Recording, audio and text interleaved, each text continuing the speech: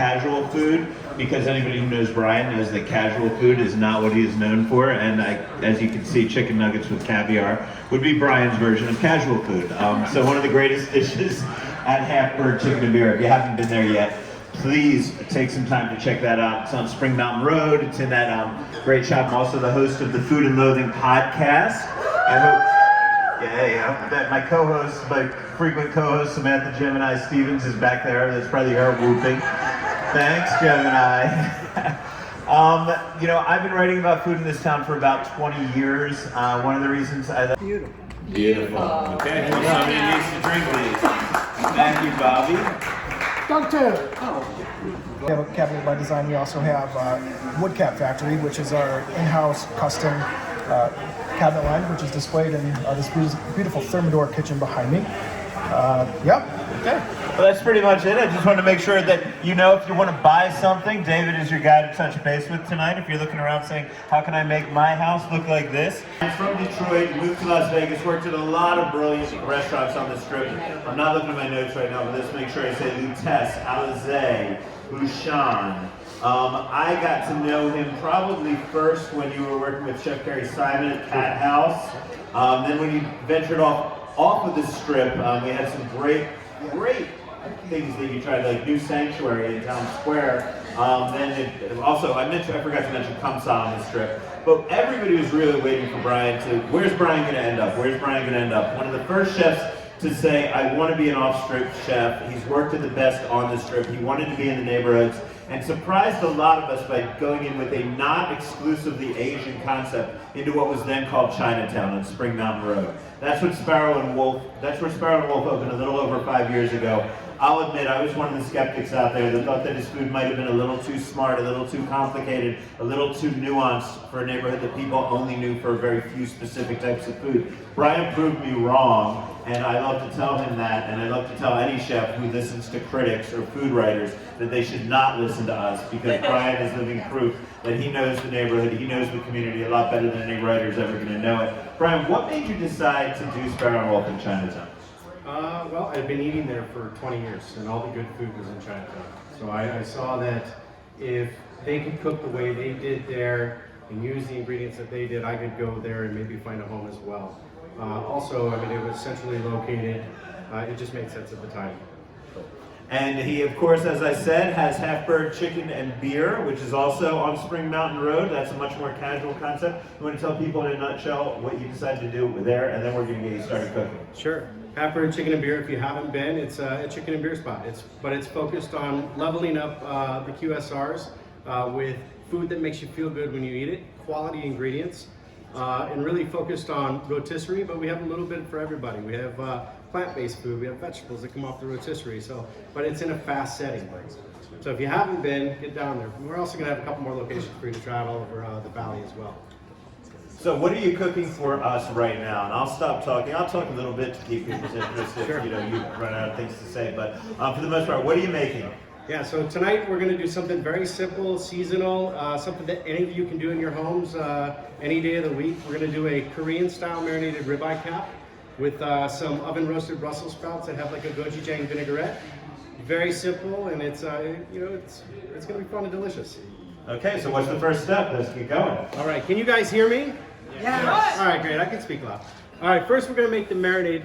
Do I have a mic that I can get mic'd up with? You can hold that while you're talking. Cool. Just hand it to me. It'll be. We're going to give you kind of a crash course in cooking tonight. I'll try to have this done in 20 minutes, but this dish should take no more than 45 minutes at your house. So the first thing we're going to do before we prepare the ribeye cap. Is everybody familiar with ribeye cap? So the spinalis muscle, it's the very top of the ribeye. I like to say it's the best cut on the animal. Okay, it's kind of the most tender but flavorful piece. It's that hidden secret. What we're going to do, we're going to marinate it overnight in a kind of a bulgogi marinade. Okay, bulgogi means to the fire, right? And it's typically for grilled meats. Tonight we're going to pan roast it. So we're going to start utilizing some soy sauce. And if you haven't, there are some recipe cards on the tables around. So make sure you get one before you go home tonight. We have a little bit of soy sauce. We're just going to add that to the pot with some mirin, a little bit of sesame oil, and let's see what else. I'm going to put this down. Can we stay on there like that? No? That might work. Do this. So you got a little bit of mirin. If you guys want the weights, like I said, grab the recipe card. Mirin is a little bit of sweet rice wine. We've got some fresh green apples that we've chopped up. A little bit of onion, ginger, garlic, brown sugar, jalapeno. So you can kind of see that we're getting a lot of different layers of flavor. We're building sweet, heat, a little bit of umami, and spice. So what I like to do is try to treat that like tea. We don't really bring it, we bring it up to a boil just to kind of activate everything and get the oils out, but we don't kind of boil it through the whole process. We just kind of want to like melt the brown sugar and then let it like steep for about an hour. And we do that at, I should probably turn this fancy thing on. So we're cooking on the Thermador induction ranges, which are beautiful. It looks like you can cook, if you are putting one of these in your home, you can kind of cook in any of the spaces, unlike a traditional induction burner. But kind of bring that up and let it steep. Not hard, right? You following along so far? Anybody can do this. So while that's marinating, we prepare the muscle of meat. Well, actually, we're gonna go into our next step. We're gonna just simply roast some Brussels sprouts. And what we did, we took Brussels sprouts, cut them in half. We've preheated the oven to 400 degrees. And we're just gonna simply, like I said, everything we're doing tonight is simple. Simply toss them in a little bit of extra virgin olive oil. And I'm pretty generous with the olive oil. I like to make sure that the seasoning sticks and that we get a little bit of fat content too. Salt and pepper. I did that backwards. I have dyslexia here. That's all right. It's the black salt. That's right. All right. So we toss it in. Very easy. We're not doing anything complicated. Right onto our baking tray and into the oven for 40 minutes. Okay. So let's go into a 400-degree oven. Some of the deli cups and stuff. Oh. One of the most important parts of our marinade is the konbu. This is just dried seaweed. This is going to add that kind of umami essence to it and really add some like nice oceanic flavor profile. So we just break that up, tuck it into the pot, and that's all going to kind of simmer down and get real nice in a minute, I hope. All right. It's like cooking on an iPhone. Seriously. All right, so being that we're trying to make this happen, we've marinated our spinalis overnight. And what that looks like is this.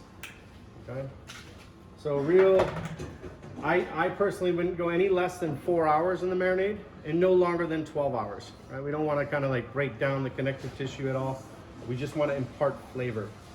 And it's real simple. Are you following me so far? Yeah. All right, great. While our Brussels sprouts are cooking, our marinade's happening. Well, our meat's already marinated, right? We're waiting for the Brussels sprouts to cook. We're gonna make our vinaigrette for the Brussels sprouts.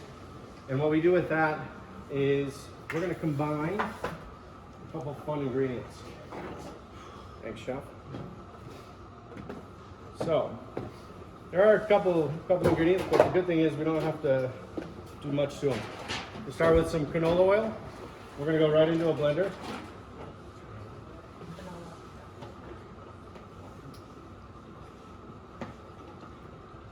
I can get the top off.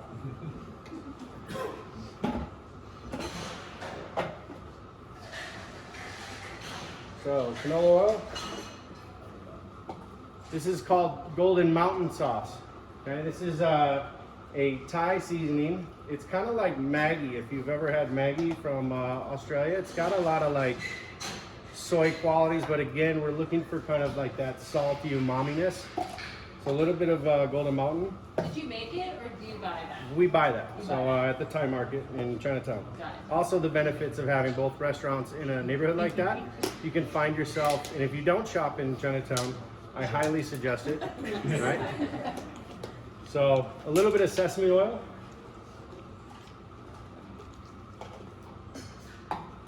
Sugar, of course. Some fresh ginger. And with the ginger, we can really just kind of like peel a little bit off of it. You can use the back of a spoon, works really nice as well. We need about an inch piece of ginger.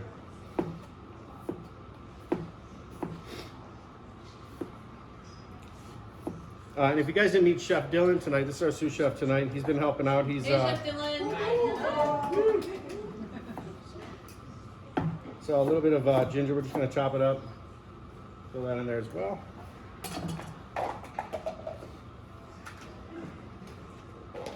A pinch of white pepper. Touch of rice wine vinegar. And lastly, a little bit of gochujang. So gochujang is going to be like a fermented bean paste. It's kind of heat, a little bit of sour, a little bit of sweetness to it. We don't need a lot. But it's a fun way, especially during this time of the year when you guys are holding the holidays and everybody loves Brussels sprouts, right? To get away from the traditional way of doing things. You kind of just turn the dial a little bit. Everybody's comfortable with it yet? But we're just adding a little bit. All right. I take that back. Nobody says. Hey, Chef. Yes, ma'am. Somebody's buying in a supermarket. Yes. What are cuts of meat that you would find like comparable that you could use if you were shopping in a supermarket? Like would a chuck work? Yeah, chuck roast or chuck sirloin. Sure, I'd probably go for like a hanger steak, something like that. I don't know. Chef Sam is the steak guy in the corner. What would you do? Chef Sam Marvin in the Yes. Do you think the pantry may come back from Sparrow? The pantry is coming back in Yes. 23. Yay. We're actually revising the program itself. It's going to be much more focused and be much more of a quarterly thing and subscription based. Yeah. Yay. That would be great. What about Bricks? Bricks is over there. You have to ask him. Is he, oh. Bricks, we love your mac and cheese. Yes. Yeah. And you need more cooking with Bricks We do. videos. Okay, so when it's done, we make sure we cool this down. I know you probably already know that, but I have to say it because I don't want you calling me like, hey, you cooked my meat in the marinade. We cool it down before we add any meat to it. These are actually just some chuck sirloin steaks that I'm going to cook for dinner later. So I'm going to kill two birds with one stone and marinate those.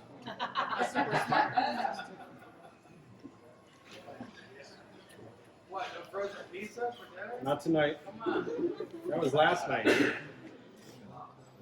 Any questions so far? No? All right. Good stuff. Is there a Okay, we can turn, yeah. Is there a fan? Turn the hood. how's that work? Just gonna hello.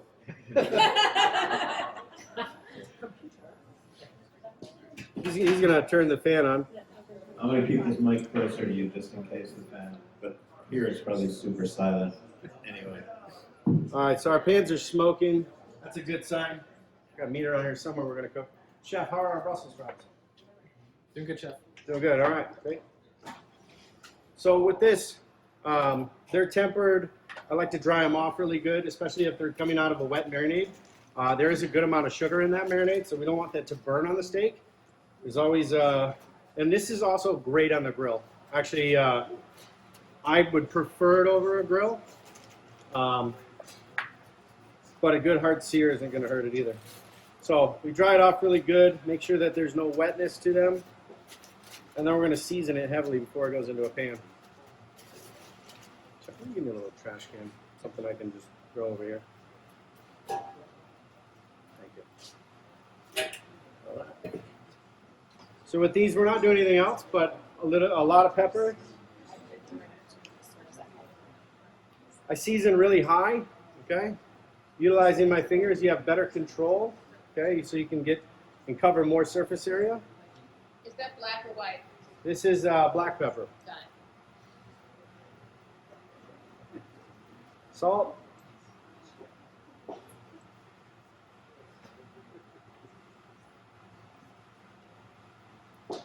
All right, and then we're just using canola oil to cook with. Okay, it's got a good smoke point.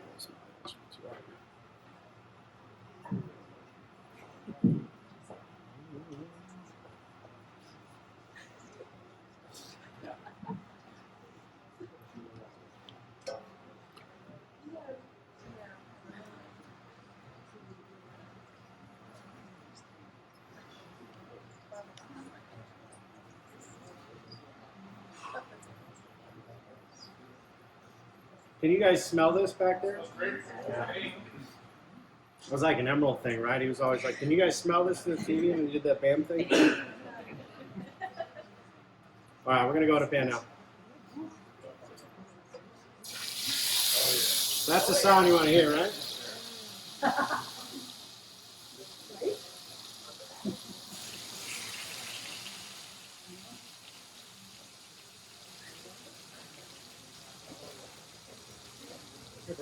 Yes, sir. Is that whiskey?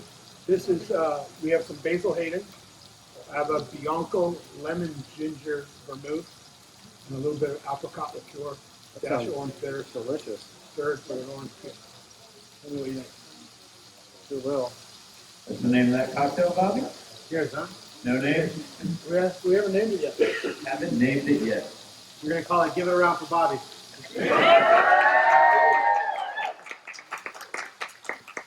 All right. Think that's gonna pair okay? I think it's delicious. Whiskey and meat.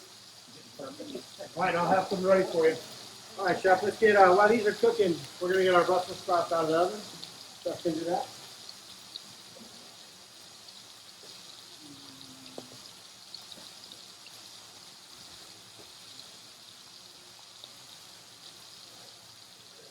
All right, those look great. So we roast them until they're like nice and golden and get a little char to them, right? Really bring out the flavor. Make sure we remove the parchment paper. And then we're just going to toss these in this gochujang vinaigrette. You don't need a lot.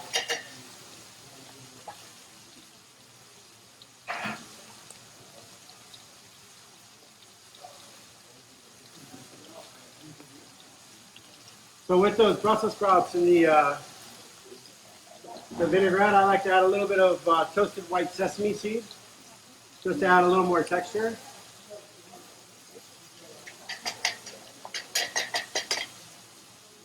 And then Chef's going to put a little bit of zest of blood orange in there.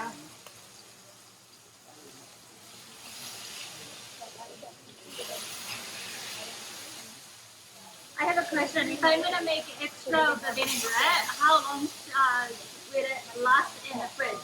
Up to 2 weeks in your fridge. It's got a lot of vinegar in there and salt, preserve. It's not going to go bad. So.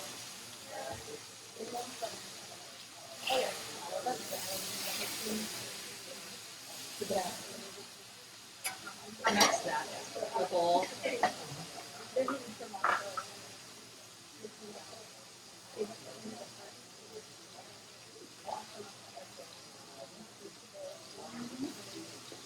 And so we're going to let these cook for like 5 minutes on each side, 5-6 minutes on each side. They're a little thicker.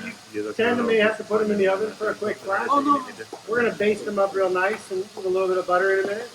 But the important thing is once they are done cooking, we're going to let them rest for a little while, right? Everything good in life comes with a little bit of rest, right? So our steaks are going to do the same. So while that's happening, I suggest getting some drinks from Bobby while the steaks are cooking.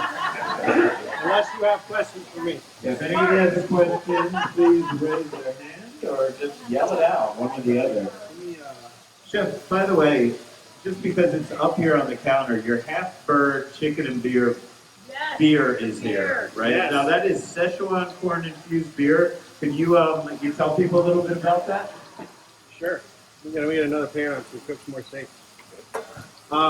So yeah, at Halford we partnered up with a local brewery. One, we serve all local beers there. No matter what market we're in, that's going to be kind of our forte. But we partnered with Huddle down on Main Street to come up with a beer that took on the flavor profiles and paired really well with chicken. That was highly chuggable. You could drink multiple of them throughout the day. But the hops that we used take on the coriander and white pepper and lemon peel that we use in our brine of the chicken. After the beer is done its fermentation process, we run the beer out of the stainless tanks through Sichuan peppercorns. So they actually get a little bit of that numminess in the back of the palate on those. You got it. Thank you, Chef. This thing is-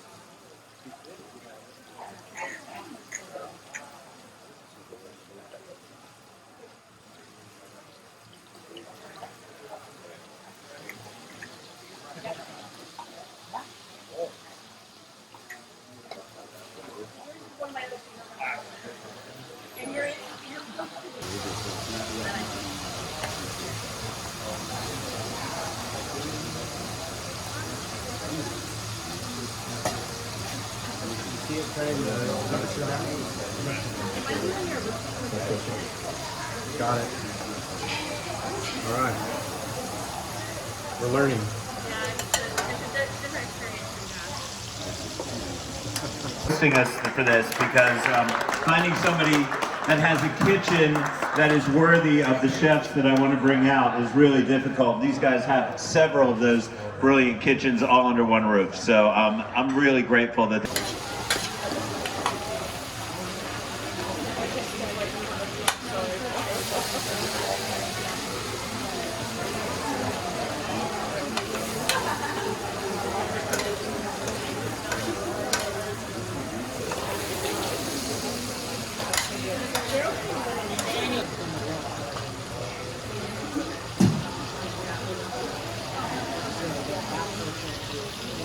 You got a transfer tray?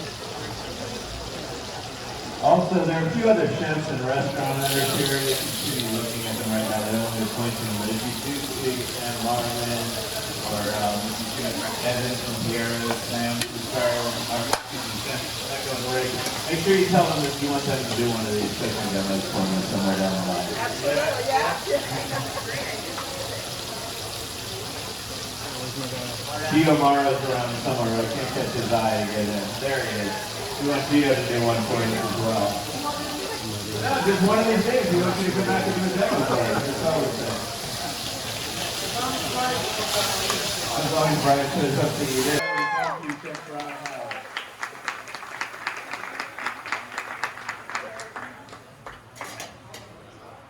So he's going to start cleaning that up. Nobody leave this front section because that's where you're going to get fed probably the soonest. But I will be coming back up here to do a little bit of drawing right there.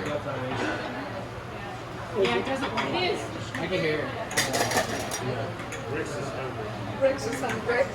Rick's the first one. Yeah? Me too.